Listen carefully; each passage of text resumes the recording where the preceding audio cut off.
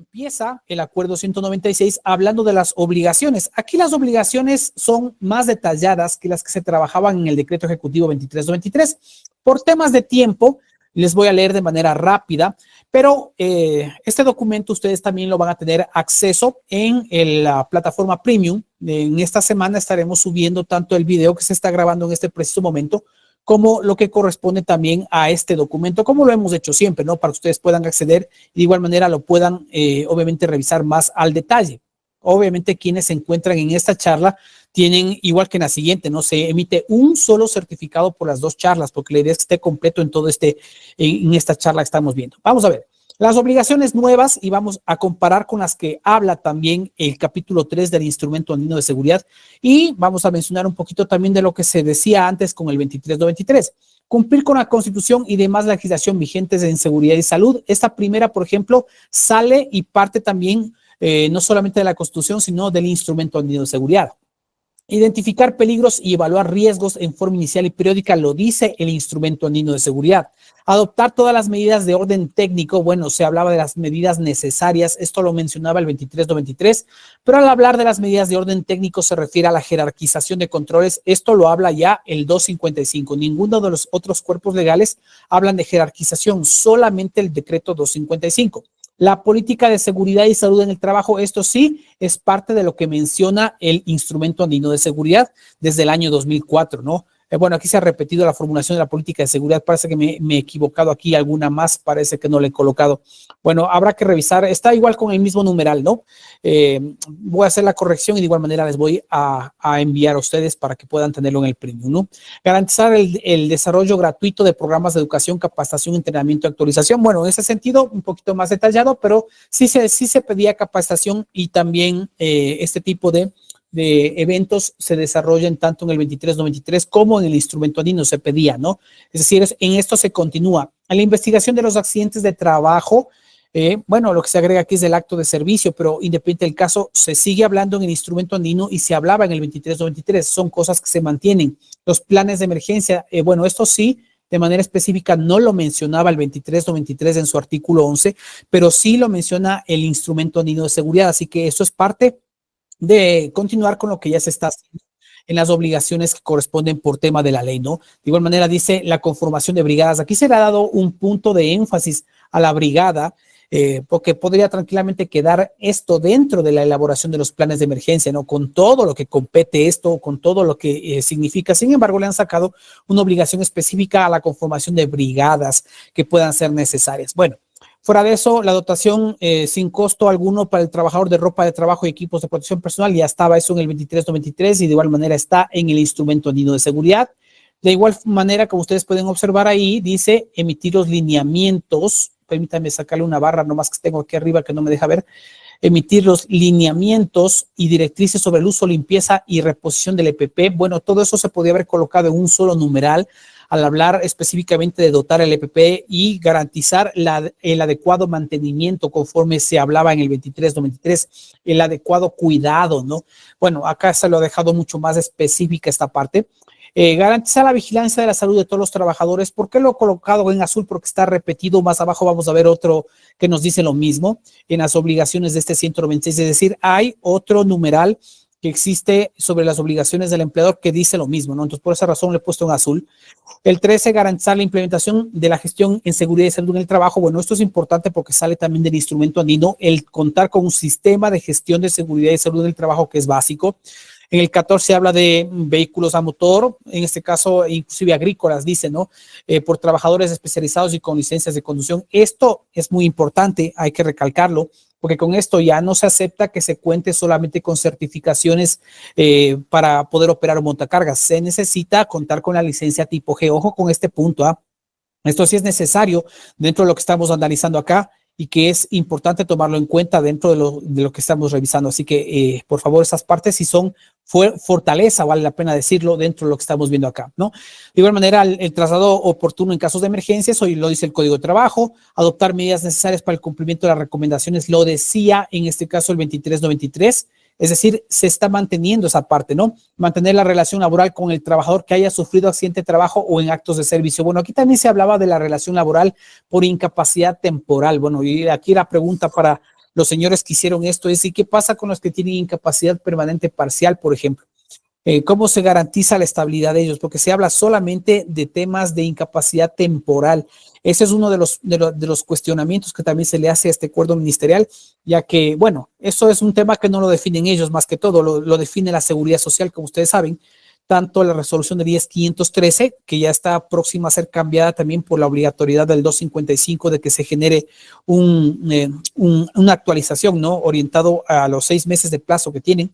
Entonces vamos a ver qué es lo que sale, pero independiente del caso, el tema de garantizar estabilidad o no en base al tema de cobertura y basado en la Constitución se maneja más por la seguridad social, pero sí sorprende que diga que la relación laboral con el trabajador, esto en la parte que estamos revisando en las obligaciones del empleador, hable solamente de incapacidad temporal. Entonces, eso sí es algo que no debería ser así, sino en todos los escenarios donde la seguridad social obviamente considere que se requiera estabilidad, porque si no, imagínense, solamente los que se encuentran en este sentido bajo incapacidad temporal serían los únicos que tendrían estabilidad mientras se recupere y se rehabilite. ¿Y qué pasa con los de incapacidad permanente parcial que por alguna razón ellos tengan también un periodo de recuperación? Sabemos bien que no existe al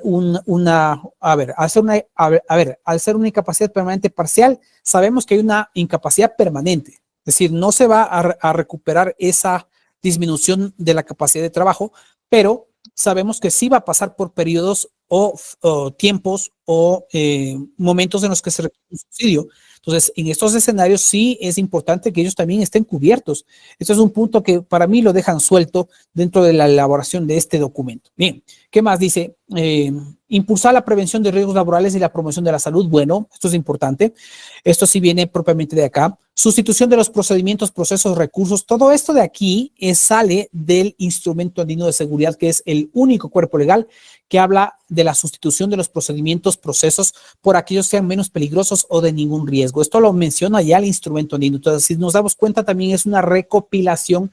Esta parte de obligaciones del empleador es una recopilación de lo que decía el 2393 más lo que dice el Instrumento de Seguridad y con muy pocos aportes de lo que puede generar el 255 más este mismo acuerdo. Es decir, prácticamente es una continuación de lo que ya hemos visto antes en el resto de cuerpos legales, tanto los que ya se encuentran derogados como los que se encuentran todavía vigentes, ¿no? Vigilar que la alimentación provista cumpla con los requisitos emitidos por la autoridad competente. Bueno, esto de aquí salía del decreto ejecutivo 2393, sobre todo en la parte en la que se tenía que garantizar los centros de trabajo, sobre todo los que se encuentran al aire libre, ¿no? Eso es algo que sale de ahí. Conservar todos los documentos correspondientes en caso de accidente de trabajo y en actos de servicio de enfermedad profesional. Bueno, esto era parte de lo que mencionaba el 2393. Garantizar el cumplimiento del proceso de rehabilitación, recuperación y reinserción laboral. Bueno, esto se menciona en el Instrumento Andino de Seguridad. Entonces, es parte importante lo que estamos revisando dentro de este punto, que lo estoy leyendo muy rápidamente por el tema tiempo, que interesa analizar más cosas. Dentro de las obligaciones del empleador seguimos, son específicamente 35. Vamos acá, garantizar de manera específica la protección a grupos de atención prioritaria y en situación vulnerable. Esto sí, si bien es cierto, lo menciona el Instrumento Andino de Seguridad en su capítulo 5, esto es un punto importante que se haya agregado también a la parte orientada a las obligaciones del empleado. Entonces, hay cosas que son positivas, hay que decirlo, no todo es negativo este acuerdo ministerial. Yo he dicho que el acuerdo ministerial tiene sus problemas y reitero, me opongo al acuerdo ministerial no por estas partes, me opongo por lo que ya les he mencionado sobre el tema de servicio a terceros, que lo voy a explicar ya cuando lleguemos a esa parte, pero independiente del caso, reitero que no estoy en contra de todo el cuerpo legal. O sea, hay cosas muy buenas o positivas, hablemos así, y otras obviamente que requieren en ese caso que sean revisadas, porque esto genera una vulnerabilidad mayor. Bien, en este punto hablar de grupos de atención prioritaria o en situación de vulnerabilidad, ojo con esto, esta parte el ministerio, y les digo ya por clientes nuestros, están recibiendo correos del Ministerio de Trabajo para la famosa inspección preventiva que va a ser hasta finales de este año y luego el año que viene supuestamente ya la sancionatoria, donde se pide que se demuestren las evaluaciones de riesgos orientado al personal vulnerable. Entonces ahí llega el tema de que yo les decía esto alguna vez, quienes han seguido mis cursos, no sé si se acuerda, tal vez Gerardo, tal vez la doctora Janet, yo les decía que antes con el SAR se pedía esto, ¿se acuerda? Y antes en las auditorías del SAR se exigía y se pedía inclusive en las empresas, demuéstreme que existe el estudio ergonómico de la persona con discapacidad física, es decir, la que sea. Entonces, aquí hay que buscar la manera de abrir nuestras matrices de riesgo, nuestras evaluaciones de riesgo y de igual manera incorporar qué puestos de personas que sean de atención prioritaria requieren ser evaluados. Ojo con este punto, y eso se encuentra dentro del formato de inspección que está hoy por hoy el Ministerio de Trabajo solicitando por medio de la Dirección de Seguridad. Entonces, ojo con lo que estoy mencionando en este punto, que es necesario y es importante dentro de lo que estamos revisando acá. Así que es un punto que yo pienso que puede ser positivo también, ¿no? Y que la verdad sí, muchas empresas las hemos dejado en cuenta o hemos dejado de lado este punto de las personas con grupos de atención prioritaria. Pero esto ya se está complementando con el nuevo formato de inspección. Bien. 24, acatar las indicaciones contenidas en los certificados médicos. Esto venía del 2393. Designar los responsables de seguridad y salud en el trabajo. Estos se encuentran en el instrumento andino. Garantizar independencia de la gestión de los responsables de seguridad y salud. Esto es del instrumento andino. Ojo con este punto. Esto de garantizar la independencia en la gestión de los responsables de seguridad y salud en el trabajo. En el instrumento andino se habla de que debe ser independiente la gestión preventiva de seguridad y salud, debe ser independiente del empleador y del trabajador. Esto tiene un contexto importante desde el punto de vista desde donde se lo sacó. Para quienes no saben de dónde sale el instrumento andino de seguridad sale o es una copia, casi fiel copia, de una directiva europea que existía en España muy antigua, de la década de los 80. Es decir, nosotros incorporamos una directiva europea prácticamente cuando se conformó la Comunidad Europea, perdón, y eso se adaptó acá con niveles mínimos de exigencia de seguridad, donde se hablaba de este punto. Pero esto en el Ecuador, a pesar de que suena bonito, suena hermoso la independencia de la gestión de responsables de seguridad y salud en el trabajo, en el Ecuador no es aplicable la independencia, porque de esto se agarran para decir, es que debe ser independiente, por ende debe ser un servicio externo, no puede ser un servicio propio, debe ser un servicio externo porque debe ser independiente al empleador y al trabajador. Ojo que eso suena bonito en el instrumento andino, es aplicable en el resto de países, pero en el Ecuador no. ¿Por qué no es aplicable en el Ecuador? Por el mandato 8. En el mandato 8 nosotros no podemos intermediar ni tampoco considerar al servicio médico ni a la unidad de seguridad y salud como un servicio técnico especializado, porque no dice eso el mandato 8, ni el reglamento dice eso. O sea, es muy puntual al hablar de consultoría, ¿sí? Y aspectos en los que no sean considerados obviamente frecuentes las actividades. Entonces, ojo que no entraría aquí la parte de seguridad y salud como parte del mandato 8 y su reglamento. Habla de seguridad, pero de seguridad física, y en ese punto es importante. Así que este tema de independencia, chévere, mientras se pueda, pero esto no es aplicable legalmente por el mandato 8. Es decir, hay un mandato constitucional que se encuentra sobre el instrumento andino. Entonces, como ustedes saben, frente a la escala de Kelsen, la Constitución es la carta magna del Estado y es la que tiene la mayor potestad y jerarquía sobre cualquier cuerpo legal inferior. Y si es que hay algo inferior que se oponga a la Constitución, se considera nulo frente a la ley. Entonces, eso es importante tomar en cuenta lo que les menciono, ¿no? Eso en la 26. En la 27, garantizar que todos los trabajadores se encuentren en los programas de vigilancia de la salud. Como les decía, ese está repetido. Han repetido ellos 2 veces que se garantice que se cuente con programas de vigilancia de la salud, que son importantes, ¿no? En todo escenario. 28, participar. Esto de la vigilancia de la salud sabemos que sale del instrumento andino de seguridad. 28, participar con los responsables en los comités paritarios sale del artículo 24 del instrumento andino de seguridad. Es decir, siguen siendo aspectos que salen de otros cuerpos legales. El acuerdo ministerial 255 no aporta mucho en el tema de obligaciones más allá de pocas que hemos visto, pero de ahí obviamente es una fiel recopilación de las obligaciones que tenía el 2393 y de las que habla el instrumento andino de seguridad. Dice informar a los responsables, de seguridad y salud y organismos paritarios cuando se implementen o existan cambios en los procesos de instalaciones y en los lugares y centros de trabajo. Sale del instrumento andino, registrar y reportar la aprobación de obligaciones laborales en el SUD. Bueno, esto salía obviamente del acuerdo ministerial 135 anterior, que fue derogado ya con este acuerdo 196, ¿no? Eso en lo que compete hasta la número 30. Si revisamos la número 31, permítame. Lo que pasa es que ya no tengo el sistema de grabación ahorita para poder hacerlo diferente, pero aquí lo hacemos. 31, garantizar que los trabajadores no realicen actividades en estado de embriaguez. Ahora con esto siempre se hablaba en el 2393, porque del 2393 sale esta parte, que esto era una prohibición más que una obligación. O sea, el trabajador no puede ingresar en estado de embriaguez, eso es algo prohibido. Bueno, pero aquí se pide como obligación que el empleador se asegure de que los trabajadores no ingresen en estado de embriaguez o bajo la acción de sustancias estupefacientes o psicotrópicas. Bueno, eso sale del Código de Trabajo 2393 que había antes, también se encuentra en el instrumento de seguridad de una manera u otra, ¿sí?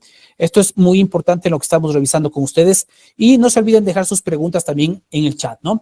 32, estamos en las obligaciones del empleador todavía, ¿no? Verificar y supervisar la aplicación de las medidas de seguridad y salud en el trabajo, de manera eventual realice actividades dentro de su lugar y centro de trabajo. Bueno, eso es parte del instrumento andino, mantener un archivo con información que sustente la implementación de la gestión de seguridad. Esto salía del 2393 y bueno, esto hoy por hoy también se lo mantiene con el 255. Garantizar la asistencia técnica a los servicios externos. Aquí lo he dejado en azul porque obviamente se da bastante énfasis tanto en el 255 como en el 23, como en este acuerdo 196 en lo que se refiere al tema de los servicios externos, ¿no? Ya vamos a ver hasta dónde podría llegar un servicio externo. Reitero que no estoy en contra de un servicio externo, sino de cómo se lo está aplicando. Es decir, la asistencia técnica es importante y eso lo dejo porque son las fortalezas, hablemos así, o lo que más busca este acuerdo ministerial es tratar de garantizar o que se haga todo de manera externa. Es prácticamente, si es que así fuese el caso, para que se lo pueda cumplir. Y 35, el registro de actos inseguros y condiciones inseguras evidenciados en los lugares de trabajo.